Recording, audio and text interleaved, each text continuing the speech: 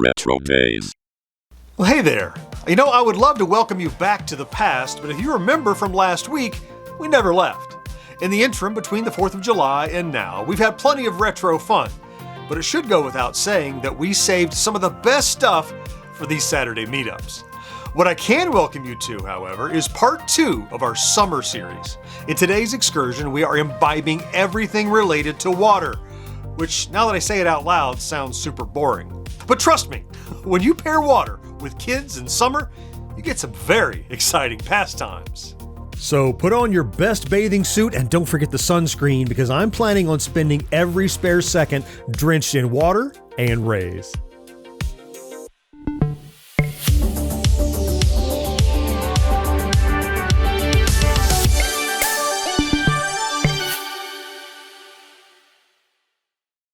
If you lived in a part of the world where it gets hot during the summer months, then there's a high likelihood that one of your favorite things to do was related to water.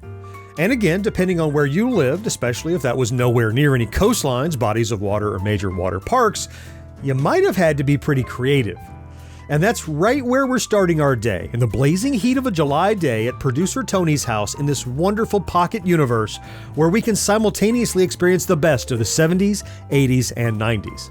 In this case, the best includes a single, barely functioning air conditioner that's struggling to keep even a portion of the large house a few degrees cooler than it is outside. Although central air became common in the 70s and was in at least a quarter of American households by the 80s, Tony's house was constructed in the late 50s and doesn't have the necessary infrastructure to add central air. Hence, this rattly old metal box hanging out of the window. You wipe sweat from your forehead and say, "I really need to cool down, and we already finished all the ice cream." I burst into the room with an overflowing box of goodies and say, "I thought you'd never ask." The sun is getting hotter. Oh, look, is that some water? What's this crazy thingamajiggle? It's a squiggly water wiggle. What you doing, you're a giggle? Water wiggle! Crazy water wiggle. You can't tell what he'll do. You think you're chasing him, then boo, he's chasing you. What you doing, you're a giggle? Water wiggle! There's wet in every wriggle. Water wiggle! Water Wiggle water toy. Your parents attach it to any garden hose. From Whammo. Whammo's Water Wiggle. I pull it out of the box and set up what is essentially a 7-foot-long hose that sprays water, causing it to fling around like a crazed snake. What could possibly go wrong? I turn the water on and Water Wiggle gets busy attacking us as it whips back and forth. Are these things safe? Alyssa asks. Oh, absolutely not. It was first released in 1962 and caused a number of injuries before its final crescendo of tragedy when 2 children died. Alyssa goes pale. Did you say died? Yeah, apparently. The bell-shaped plastic cover came off and exposed the metal nozzle. Now, if you thought it was a little sketchy with the plastic cover on, just imagine the damage you can do without it. Yeah, writer Tony says, standing a good distance back from the Water Wiggle. Maybe we see what else you have in the box.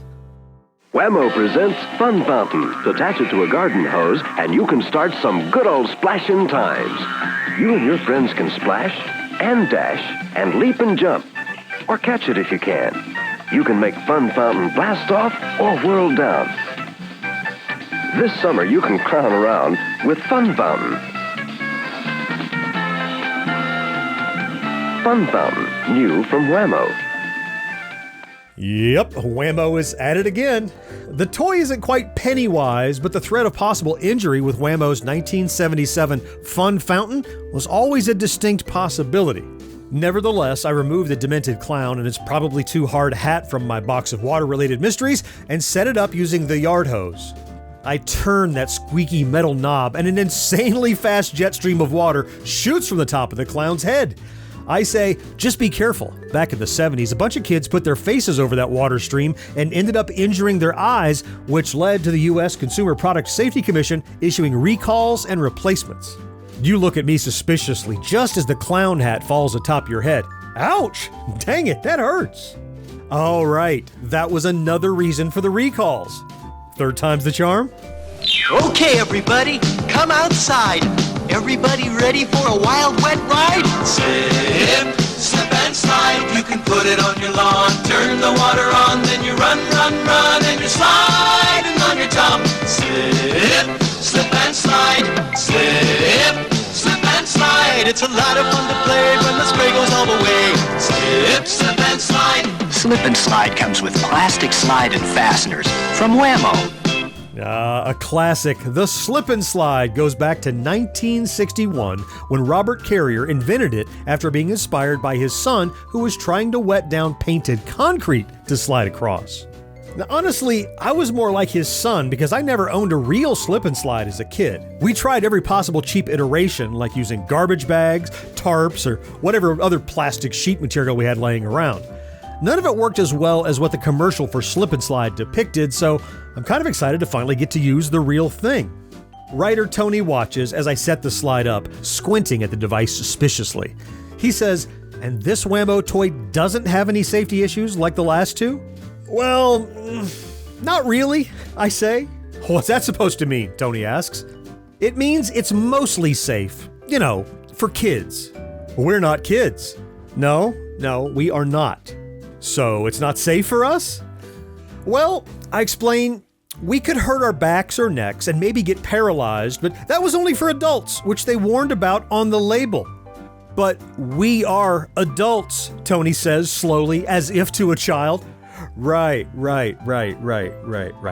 Counterpoint, I launch myself down the slide, whooping and hollering the whole way.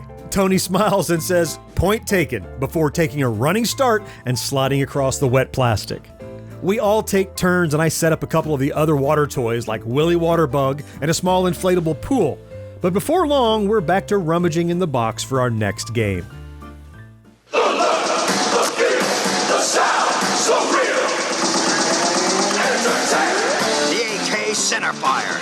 The Defender with pump action, up to 25 feet of firing power, and water clip for fast loading. And now the water grenade set.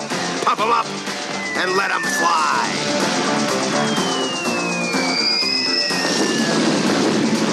The look, the feel, the sound, so real. Entertainment. Next out of the mystery box are a slew of LJN's Interte water guns and water grenades, which were first released in 1985. We sort through the varied options like the M16, water laser, water grenade set, saturator, pump action shotgun, and RPG rocket water launcher. These things were boss, you say. Whatever happened to them? Producer Tony sighs. Yeah, let's just say maybe they were too realistic. You pass the Beretta back and forth in your hands. Oh, you mean kids got Sergeant Al Powelled? Dude, I say, that was not funny. But yes, these water guns were far too realistic, and not only were children injured, but criminals even used them in robberies. The company did try to course correct with orange caps on the barrel and some neon-colored variants, but by 1990, these realistic water guns were off the market and Acclaim Entertainment purchased LJN. Of course, by the early 90s, there was really only one name in water guns that any kid cared about. Did I forget to invite you to the pool party? Well, maybe next year. On those occasions when you need to make a big splash, there's the Super Soaker 100. It has a powerful air pressure system, Oh, Buffy! a range of up to 60 feet, and a drenching spray. The Super Soaker 100. It's a water gun of a higher caliber. Also the 50, or the ultimate, the 200. As I hand out some of our assorted Super Soaker stock, I say, you know, this first came out as the Power Drencher in 1990. Lame, Alyssa says. Yeah, it didn't really catch on until someone dug out a thesaurus and changed the name. All I know is that these were the be-all, end-all of water gunfights in the 90s. If you didn't have one of these bad boys, you might as well stay home. It's true, you say, then dig out one of those bargain bin water pistols made of see-through colored plastic with a leaky plastic stopper. You depress the flimsy plastic trigger and a sad stream of water spurts out. I was still rocking one of these back then. I did not fare well in the Great Water Wars of 1994. Producer Tony clears his throat from somewhere behind us, then says, or you could always take matters into your own hands like I used to do.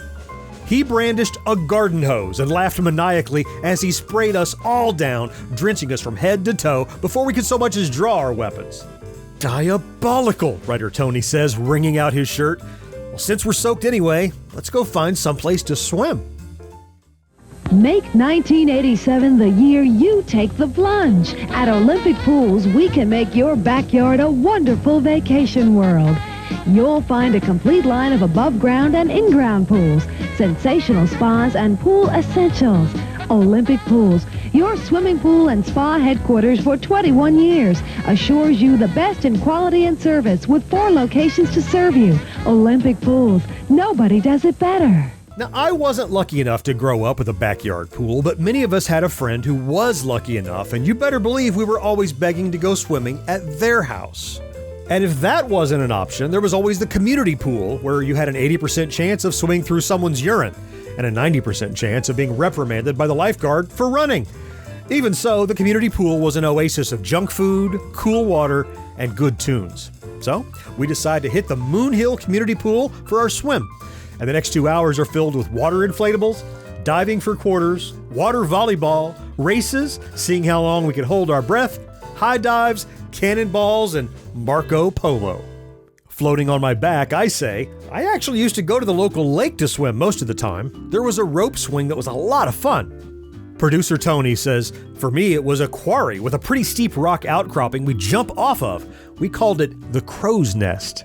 Alyssa splashes us and said, I got you all beat. My family would go to the beach at least once a week. Man, it was something. We'd take early morning walks to look for sand dollars and sand crabs, but more often than not end up only finding sand in our bathing suits. Then we'd race to the water and dive into the waves, pretending we were killer whales at SeaWorld or choreographing synchronized swimming routines. Say what you want about a pool, but there's no sandcastles, real volleyball, aquatic life encounters, or the wonderful smell of the sea. Alyssa's eyes are looking past the beach chairs and concrete of the community pool to those far-off memories of the ocean. She snaps back to reality and says, well, maybe we'll hit the beach next time. Absolutely, I say, but it is getting late and we only have time for one more water adventure. Dorney Park and Wildwater Kingdom presents Riders of the Lost Park, starring kids like you. Your search for real adventure and action has brought you to Pennsylvania's secret Lehigh Valley.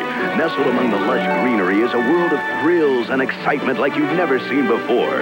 It's a world of blue lagoons and white water and roaring, powerful machines from far-off lands. Discover the secrets of Dorney Park and Wildwater Kingdom and ride off into a new adventure. Realistically, if we were going to the water park as kids, you'd better believe our parents got us up at dawn so those ticket prices would get us a full day of amusement park fun.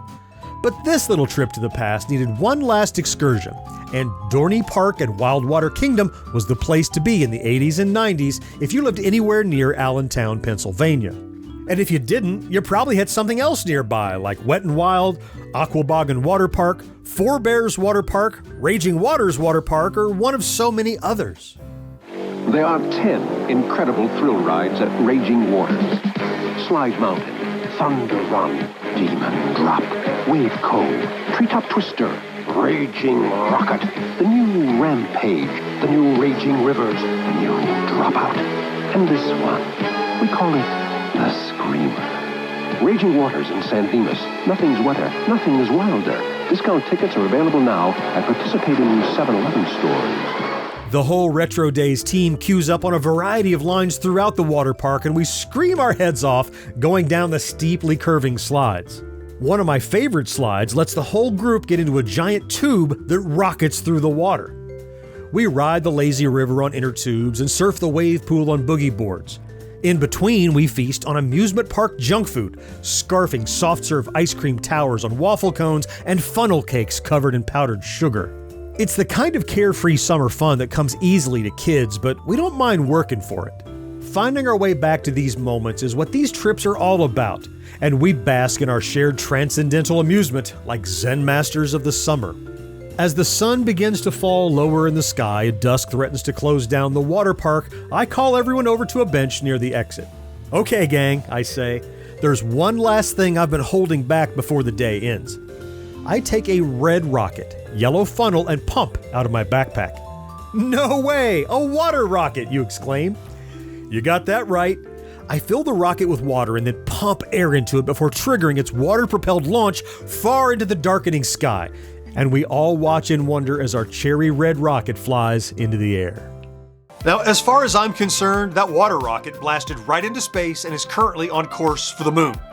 I mean, that must be the case because as many of these toys as I've owned, none are left in my possession and they had to go somewhere.